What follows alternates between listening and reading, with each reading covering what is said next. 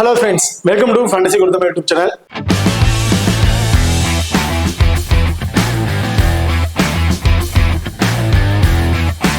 நீங்க நம்ம சேனலை சப்ஸ்கிரைப் பண்ணல மறக்காம சப்ஸ்கிரைப் பண்ணிக்கங்க. அப்படியே பக்கத்துல பெல் ஐகான் கிளிக் பண்ணி ஆன்ல கொடுங்க. நாங்க போற வீடியோக்கள் எல்லாமே உடனுக்குடன் பாருங்க. இன்னைக்கு நம்ம இந்த வீடியோல India women's and west Indies women's இவங்க ரெண்டு பேருக்கும் இடையில நடக்கிற second ODI match. Second ODI மேட்சோட ஒரு சின்ன ப்ரிவியூ வீடியோ பார்க்க போறோம். இந்த வீடியோவை கடைசி வரைக்கும் ஸ்கிப் பண்ணாம பாருங்க. மேட்சை பொறுத்த வரைக்கும் 24 டிசம்பர் நடக்கிறதுக்கு டைமிங் மதியம் 1:30 வந்து இந்த மேட்ச் வந்து நடக்கிறதுக்கு. இந்த மேட்ச் எங்க நடக்குது அப்படின்னா விடுவை பொறுத்த வரைக்கும் கோடாம்பிக் ஸ்டேடியம் அண்ட் வாதோதரா தான் அந்த மேட்ச் வந்து நடக்கிறதுக்கு. இப்போ இந்த வெனுவை வந்து பார்ப்போம். இந்த வெனுவை பொறுத்த வரைக்கும் பிச்சு எதுக்கு ஃபேவரா இருக்கு அப்படின்னா பேட்டிங் அண்ட் பவுலிங் ரெண்டுக்குமே ஈக்குவல் ஃப்ரெண்ட்லியா தான் இருக்கும் அப்படின்னு சொல்லியிருக்காங்க. பர்டிகுலரா செகண்டா பவுல் பண்ணும்போது நல்லாவே விக்கெட்டிங் ஆப்ஷன் அதிகமா இருக்கும், கொஞ்சம் கம்மியான ஸ்கோர்லயே சுடுறதுக்கான வாய்ப்புகள் இருக்கு அப்படின்னு சொல்லியிருக்காங்க. பட் டொமஸ்டிக் லெவல்ல பிளே பண்ண மேட்சஸ்ல வந்து பாத்தீங்கன்னா டேஸை வின் பண்ண டீம் ஃபர்ஸ்ட் பவுலிங் சூஸ் பண்ணுவாங்க. ஒரு பர்டிகுலர் ஸ்கோரை டார்கெட் பண்ணிட்டாங்கன்னா அதுக்கப்புறம் ஈஸியா வின் பண்ணிடலாம் அப்படின்பாங்க. ஸோ டொமஸ்டிக் லெவல்ல பிளே பண்ண பிச்சர்ஸ்ல வந்து பாத்தீங்கன்னா ஃபாஸ்ட் பால்ஸுக்கு சப்போர்ட்டிங் இருந்துச்சு, ஸ்பின்னருக்கு பெரிய அளவு சப்போர்ட்டிங் இல்லை. பட் இந்த ODI மேட்சஸ் இதுல இன்டர்நேஷனல் மேட்சஸ்ல பாத்தீங்கன்னா ODI பொறுத்த வரைக்கும் ஒரு 25 ஓவருக்கு அப்புறமே ஸ்பின்னர்ஸ்க்கு வந்து நல்லாவே சப்போர்ட்டிங் இருக்கு. அப்படி இருக்கும் போது செகண்டா பவுல் பண்ணும்போது ஸ்பின்னர் அதிகபட்ச விக்கெட் ஸ்டார்டிங்ல இருந்தே டாமினேட் பண்ணிடுறாங்க. ஒரு 10 ஓவர்ல இருந்தே டாமினேட் பண்ண ஆரம்பிச்சிடுறாங்க. நல்லா விக்கெட்டிங் ஆப்ஷன் வந்து இருக்கு. பெரிய அளவுக்கு அவங்களால செகண்டா பேட் பண்றவங்களால ஸ்கோர்ஸ் வந்து எடுக்க முடியல. ஸோ அப்படி இருக்கும்போது இந்த வெனு பத்தியும் டேஸை வின் பண்றாங்க. ஃபர்ஸ்ட் வந்து பேட்டிங்கை தான் வந்து சூஸ் பண்ணுவாங்க. இப்போ நீங்க நம்ம டெலிகிராம் சேனல் வந்து ஜாயின் பண்ணலாம், மறக்காம ஜாயின் பண்ணிக்கிங்க. லாஸ்ட் ஆஃப் அன் ஹவர்ல கிராண்ட் லீக் அண்ட் ஸ்மால் லீக்கோட ஒரு டெமோ டீம் வந்து கொடுக்குறோம். அந்த டீம் வந்து அவங்க தகுந்த பிளேயர்ஸா இருக்கட்டும் அல்லது கேப்டன் வைஸ் கேப்டன் ஆகட்டும் ஜெயிஸ் பண்ணி ப்ளே பண்ணி பாருங்க. ரொம்ப ஒரு பெஸ்ட் ஆப்ஷனா வந்து இருக்கும். அது மட்டும் இல்லாம நம்ம டெலிகிராம் சேனல்ல ஸ்போர்ட்ஸ் ஆப்ல இருக்க பாப் ஆப்ஷனா இருக்கட்டும், குபேரா ஃபேண்டசி ஆப்ல இருக்க டியோ ஆப்ஷனா இருக்கட்டும், அது ரெண்டுக்குமே நாங்க எந்த ஆப்ஷன்ஸ்ல ட்ரை பண்றோமோ அதே ஆப்ஷன்ஸ்ல டெலிகிராம்ல வந்து கொடுக்குறோம். ஸோ அதையும் மறக்காம ட்ரை பண்ணி பாருங்க. நம்ம டெலிகிராம் சேனல் லிங்க் வந்து பாத்தீங்கன்னா டிஸ்கிரிப்ஷன்ல வந்து இருக்கு. இப்போ அடுத்ததா நீங்களும் நம்ம எக்ஸல் ஆப் இன்னும் ஒரு முறை கூட இன்ஸ்டால் பண்ணலாம், மறக்காம இன்ஸ்டால் பண்ணிங்க. டிஸ்கிரிப்ஷன்ல லிங்க் இருக்கு. Invite code FGT. இந்த ஆப்பை பொறுத்த வரைக்கும் ஸ்மால் கான்டெஸ்ட்ல பிளே பண்ண நினைக்கிறவங்களுக்கு ரொம்ப ரொம்ப பெஸ்ட் ஆப்ஷன் வந்திருக்கும். நீங்க நம்ம எக்ஸல் ஆப்பையும் மற்ற ஆப்பையும் கம்பேர் பண்ணி பார்த்தாவே தெரியும் எவ்வளவு மணி டிஃபரன்ஸ் சைஸ்ல வருது அப்படின்னு. அந்த டிஃபரன்ஸ் சைஸ்ல வர மணியை வச்சு நீங்க இன்னும் ஒரு 2-3 கான்டெஸ்ட் கூட நீங்க பிளே பண்ணலாம். அது மட்டும் இல்லாம நம்ம எக்ஸல் ஆப்ல BBLக்கு வந்து பாத்தீங்கன்னா இன்வெஸ்ட்மெண்ட் லீடர் போர்டு வந்து வச்சிருக்காங்க. கபடிக்கு இன்வெஸ்ட்மெண்ட் லீடர் போர்டு வந்து கொடுத்துருக்காங்க. நிறைய இன்டர்நேஷனல் மேட்சஸ்க்கு உமன்ஸ் மேட்ச்க்கு பாத்தீங்கன்னா ஃப்ரீ கிவ்வேஸும் வந்து கொடுத்துட்டு இருக்காங்க. ஸோ அது மட்டும் இல்லாம நம்ம எக்ஸல் ஆப்ல வித்ட்ரால் பண்ற மணிக்கு TDS பிடிப்பது கிடையாது, டெபாசிட் பண்ற மணிக்கு GST பிடிப்பது கிடையாது, 24/7 கஸ்டமர் சர்வீஸ் கொடுத்துட்டு இருக்காங்க. உடனடி மணி வித்ட்ரால் ஆப்ஷன் இந்த ஆப்ஸ் வந்து ரன் ஆயிட்டு இருக்கு.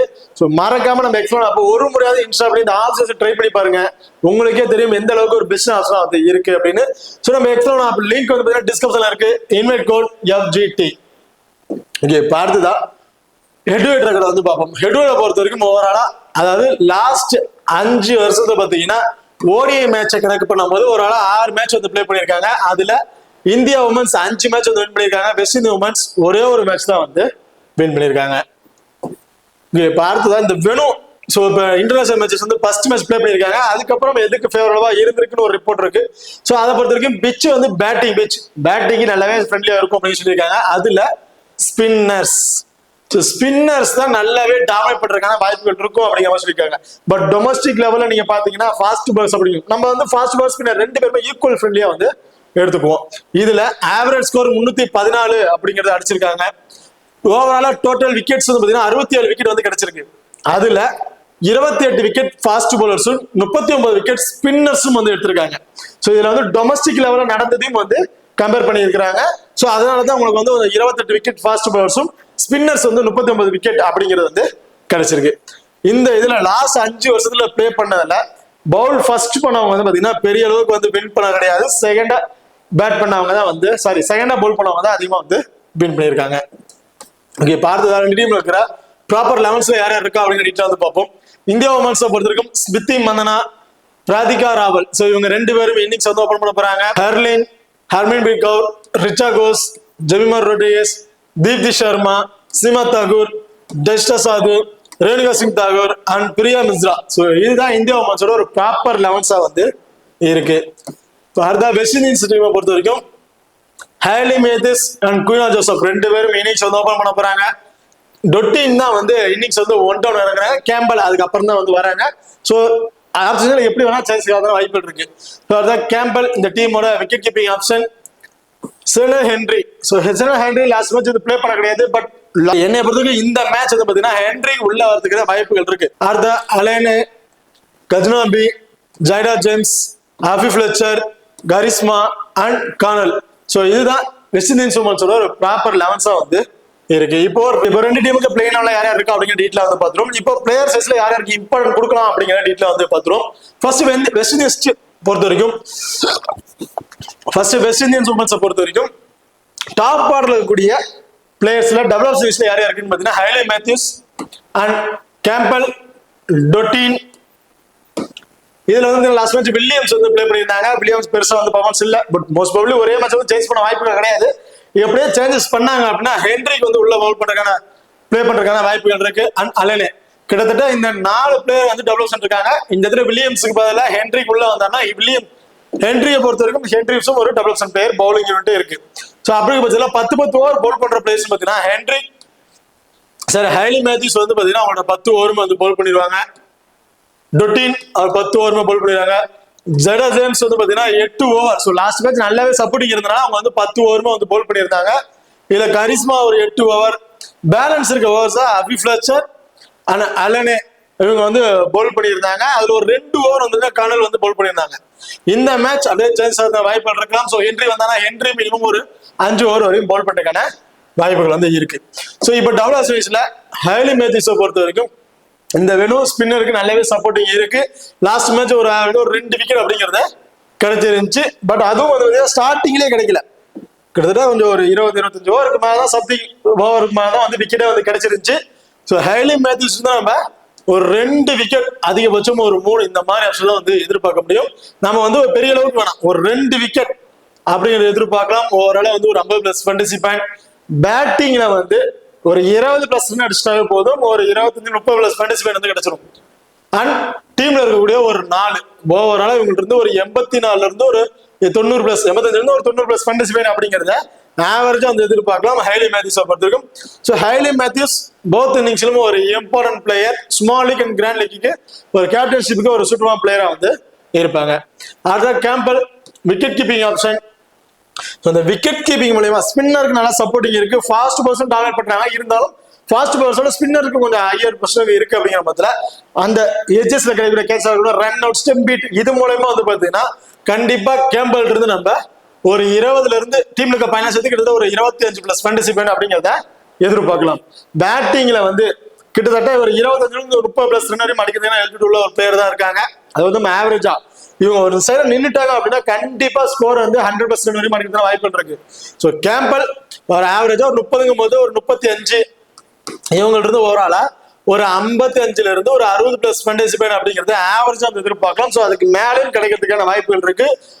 கேம்பல் விக்கெட் கீப்பிங் பண்றதுனால ஒரு டபுள் ஆஸ்ட்ரேலியாக்கு ரொம்ப இம்பார்ட்டன்ட் பிளேயரா வந்து இருப்பாங்க. இதுல டொட்டின் போத் இன்னிங்ஸ்லயுமே ஒரு இம்பார்ட்டன்ட் பிளேயர். பர்டிகுலரா ஃபர்ஸ்ட் பவுல் பண்றாங்க அப்படிங்கும் போது டொட்டின்றது நம்ம ஒரு 2 விக்கெட் அப்படிங்கிறத எதிர்பார்க்கலாம். லாஸ்ட் மேட்ச் பெரிய அளவுக்கு விக்கெட் கிடைக்கலாம், ஒரு விக்கெட் தான் கிடைச்சிருச்சு. பட் இந்த மேட்ச் அப்படியே கொஞ்சம் சேஞ்ச் ஆகிறதுக்கான வாய்ப்புகள் இருக்கு. 2 விக்கெட் வரையும் கிடைக்கிறதுக்கான வாய்ப்புகள் இருக்கு. ஸோ அது வந்து ஒரு 50+ ஃபேண்டசி பாயிண்ட். பேட்டிங்ல வந்து பாத்தீங்கன்னா கொஞ்சம் இயர்லயே வந்து விக்கெட் இழந்துட்டாங்க. பட் நின்றுட்டாங்க அப்படின்னா தாராளமா ஒரு 40 இருந்து ஒரு 45+ ஃபேண்டசி பாயிண்ட் வரையும் எதிர்பார்க்கலாம். ஸோ ஒரு ஆவரேஜா ஒரு 40+ ஃபேண்டசி பாயிண்ட் இவங்களுக்கு ஒரு 90 இருந்து ஒரு 95+ ஃபேண்டசி பாயிண்ட் அப்படிங்கிறது ஆவரேஜா வந்து எதிர்பார்க்கலாம்.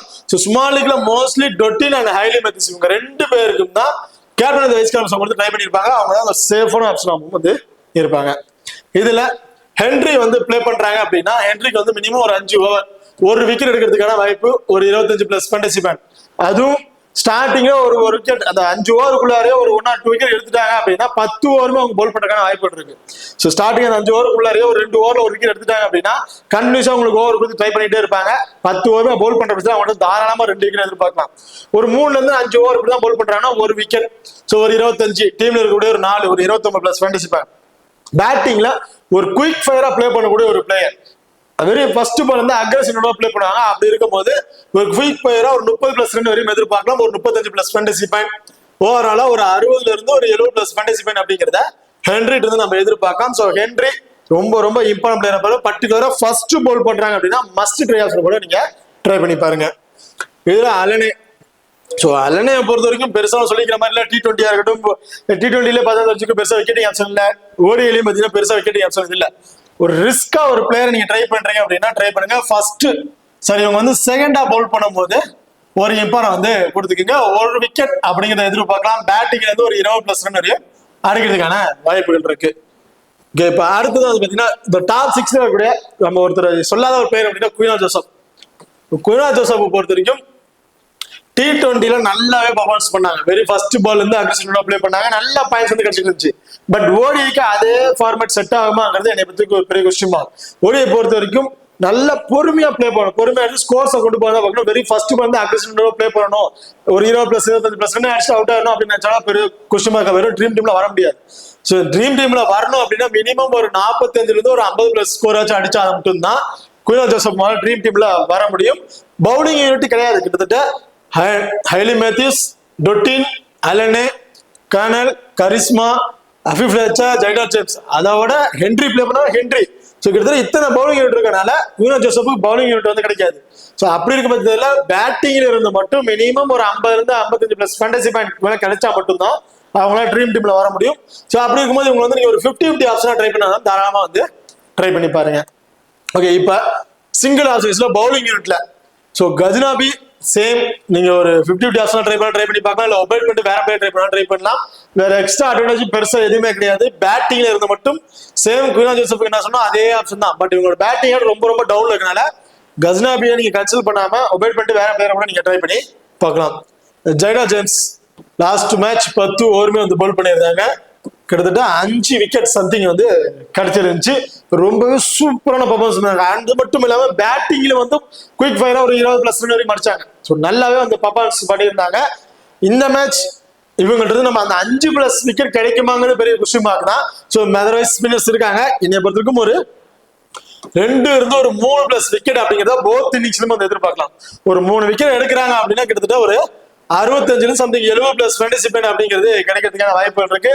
டீம்ல இருக்க பாயிண்ட் அந்த பேட்டிங்ல வந்து பர்ஃபார்மன்ஸ் பண்ணாங்கன்னா ஓரளவு ஒரு 80+ ஃபேண்டசி பாயிண்ட் அப்படிங்கிறத தாராளமா எதிர்பார்க்கலாம் ஜைடா ஜேம்ஸை பொறுத்த வரைக்கும். இதுல அஃபீஃப் ஃப்ளெச்சருக்கு லாஸ்ட் மேட்ச் பெருசா விக்கெட் ஆப்ஷன் கிடைக்கல. ஒரு விக்கெட் அப்படிங்கிறது தான் வந்து கிடைச்சிருந்துச்சு. இந்த மேட்ச் சேம் அஃபீஃப் ஃப்ளெச்சர் செகண்டா பவுல் பண்றாங்க அப்படிங்கும் போது தாராளமா 2 விக்கெட் அப்படிங்கிறது எதிர்பார்க்கலாம். ஃபர்ஸ்ட் பவுல் பண்ற ஸ்டார்டிங்ல ஸ்பின்னர் சப்போர்ட்டிங் இருக்கு, இருந்தாலும் செகண்டா பவுல் பண்ணும்போது ஸ்பின்னர்ஸ் இன்னும் கொஞ்சம் நல்லாவே ஸ்ட்ரகிள் கொடுக்கறதுனால செகண்டா பவுல் பண்ணும்போது அஃபீஃப் ஃப்ளெச்சர் இருந்து தாராளமா 2 விக்கெட் வரைக்கும் எதிர்பார்க்கலாம். பேட்டிங் வந்தாங்கன்னா ஒரு 10 இருந்து ஒரு 15+ ஸ்கோர் வரையும் அடிக்கிறதுக்கான வாய்ப்புகள் வந்து இருக்கு. இதுல கரிஸ்மா லாஸ்ட் மேட்ச் பெருசா விக்கெட்டிங் எதுவும் இல்ல. கரிஸ்மாவோட பொசிஷனை பொறுத்த வரைக்கும் செகண்டா பவுல் பண்ணாங்கன்னா கண்டிப்பா இவங்கள்ட்ட ஜைடா ஜேம்ஸ் எடுத்த விக்கெட்டை வந்து தாராளமா எதிர்பார்க்கலாம். 3 இருந்து 4 விக்கெட் வரைக்கும் எதிர்பார்க்கலாம். அது ஃபர்ஸ்ட் பவுல் பண்றாங்கன்னா 1 விக்கெட் அப்படிங்கிறது தான் இவங்க கிடைக்க வாய்ப்பு இருக்கும். ரீசன்ட் ரெக்கார்ட்ஸ் நீங்க பார்த்துட்டு தெரிஞ்சிருக்கும். ஏதாவது 1 or 2 மேட்சஸ் தான் ஃபர்ஸ்ட் பவுல் பண்ணும்போது விக்கெட் கிடைச்சிருக்கும். பேலன்ஸ் எல்லா மேட்சஸுமே செகண்டா பவுல் பண்ணும்போது தான் அவங்க விக்கெட் அதிகமா வந்து எடுத்திருக்காங்க. ஸோ அப்படி இருக்கும்போது கரிஸ்மா செகண்டா பவுல் பண்றாங்க அப்படின்னா ஒரு மஸ்ட் ட்ரை ஆப்ஷனுக்கு வந்து இருப்பாங்க. அடுத்ததான் கர்னல். ஸோ கர்னலுக்கு போஸ்ட் பவுலிங் யூனிட் கிடையாது.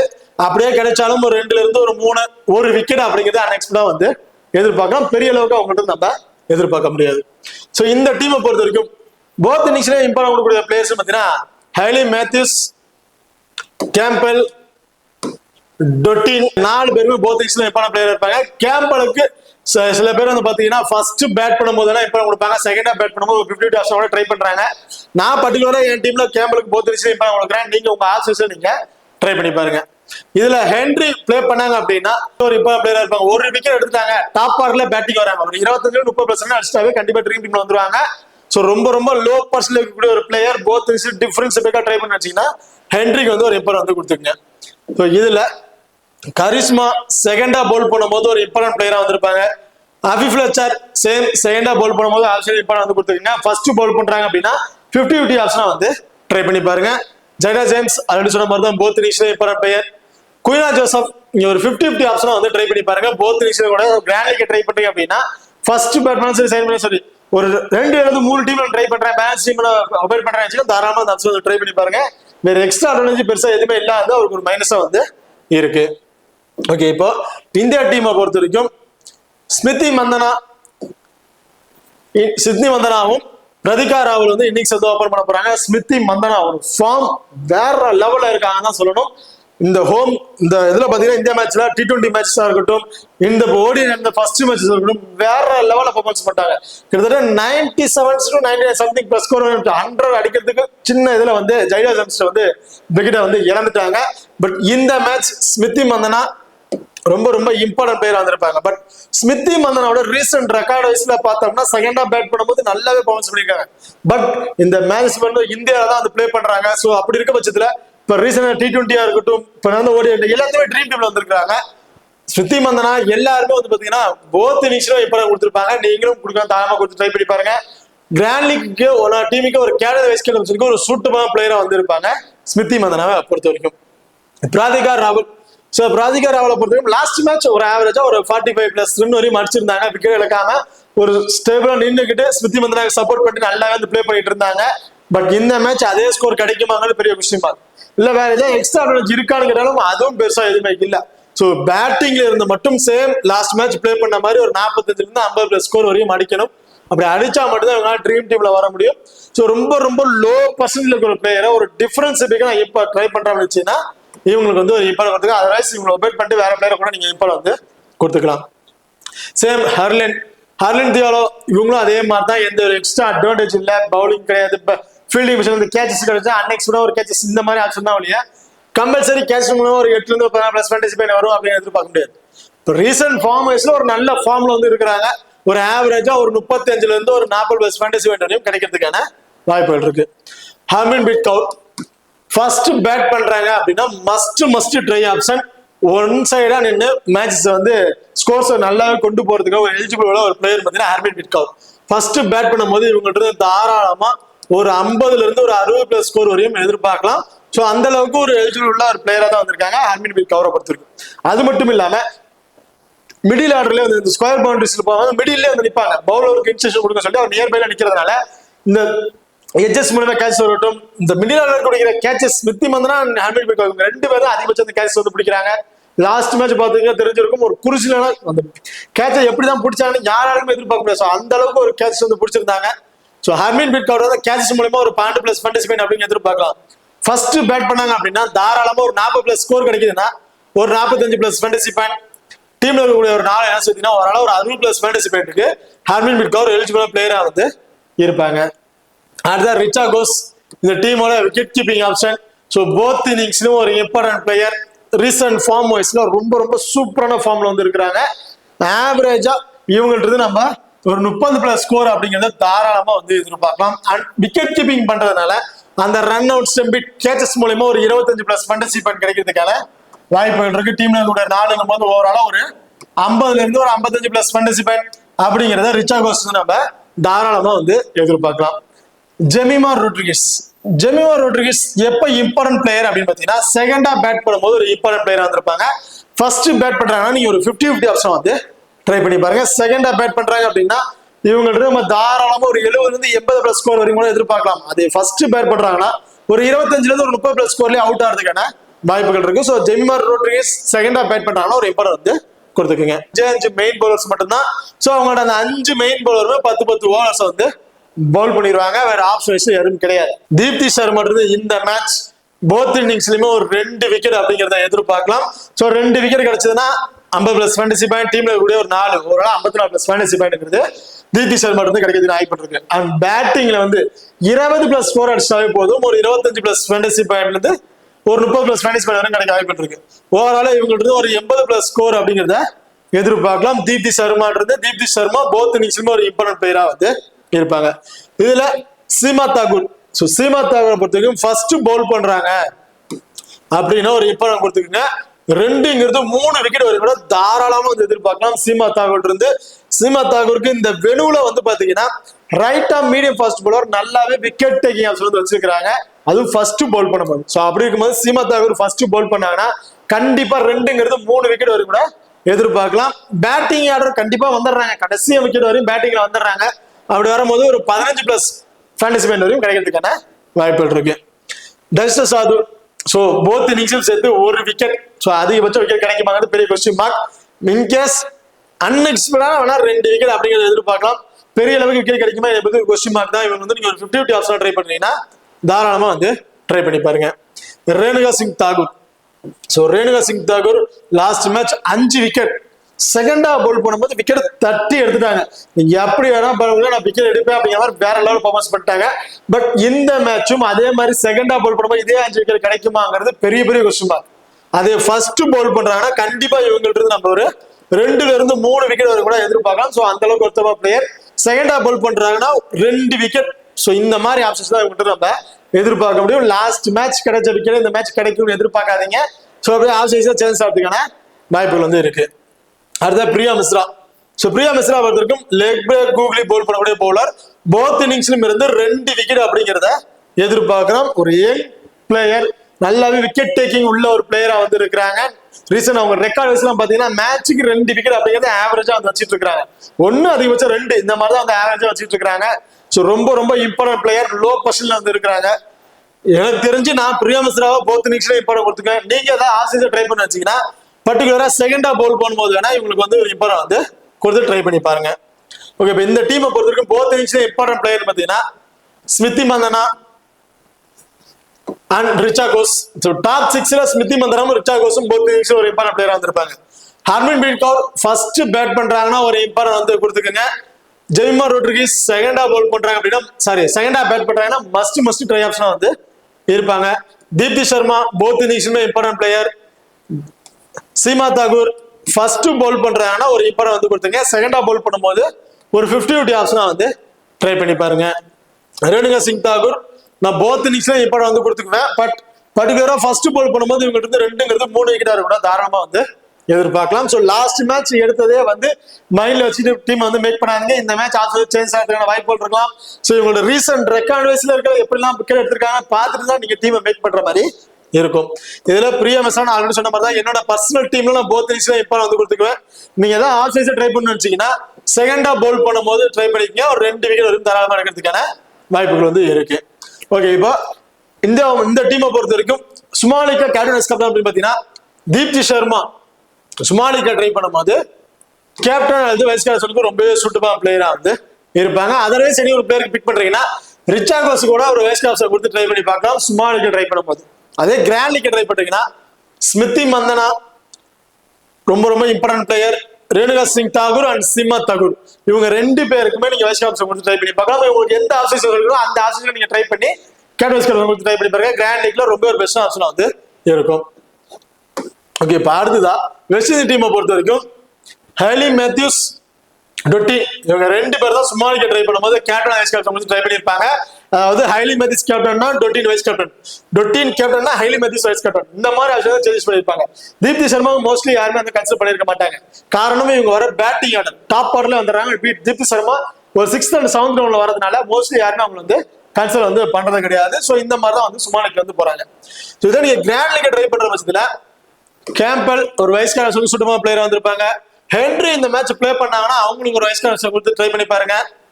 கரிஸ்மா செகண்டா பவுல் பண்ணும்போது கேப்டன் வைஸ் கேப்டன் ரொம்பவே சூட்டமான பிளேயரா வந்து இருப்பாங்க. இந்த மேட்ச் ஜெயராஜ் வந்து நீங்க லாஸ்ட் மேட்ச் வரைக்கும் எதிர்பார்த்தீங்க அப்படின்னா கண்டிப்பா நீங்க அவங்களுக்கு வைஸ் கேப்டன் கொடுத்துருங்க. அப்படி இல்லாத பட்சத்துக்கு இவங்க வந்து வைஸ் கேப்டன் சூட்டமா இருப்பாங்க. இதை பத்தி பெரிய கொஸ்டின் மார்க்கா வந்து இருக்கு. ஓகே, இப்போ இந்த வீடியோ வந்து உங்களுக்கு பிடிச்சிருக்கு நம்புறேன். ஸோ இந்த வீடியோ பிடிச்சிருச்சுன்னா மறக்காம லைக் பண்ணுங்க அண்ட் ஷேர் பண்ணுங்க, சப்ஸ்கிரைப் பண்ணுங்க. இந்த வீடியோ பத்தி கருத்துக்கள் இருந்தா மறக்காம கமெண்ட் பண்ணுங்க. தேங்க்யூ.